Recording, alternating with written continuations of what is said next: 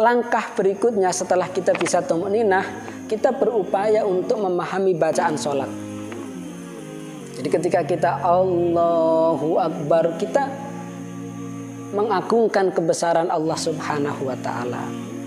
Ketika kita membaca surat Al-Fatihah, minimal kita tahu artinya, sehingga kita itu memahami apa yang kita baca. Apalagi saat kita merasakan kehadiran Allah Subhanahu wa Ta'ala, jawaban Allah Subhanahu wa Ta'ala.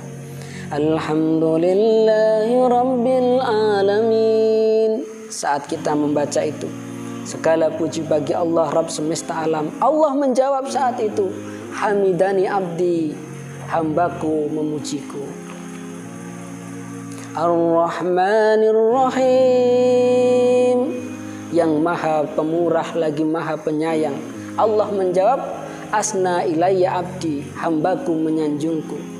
Nah, terus setiap kita membaca ayat dari surat Al-Fatihah, Allah Subhanahu wa Ta'ala menjawab. Nah, itu ada di dalam hadis sahih. Kalau kita merasakan jawaban Allah Subhanahu wa Ta'ala itu, Masya Allah, ini kita akan merasakan kedamaian, ketentraman.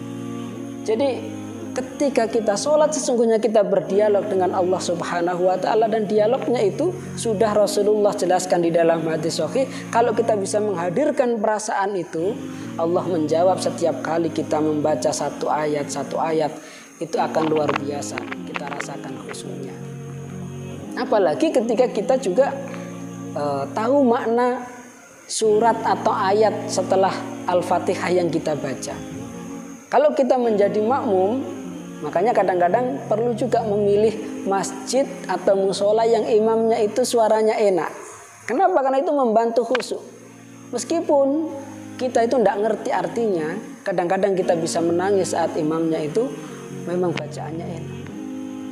Nah, ini kita merindukan ya 10 hari terakhir bulan Ramadan, ketika di sini ada selain sholat tarawih juga ada sholat tahajud qiyamul lail pada sepertiga malam yang terakhir. Nah, itu meskipun kita tidak tahu bacaannya, kita bisa menangis karena memang imamnya suaranya Masya Allah begitu ya.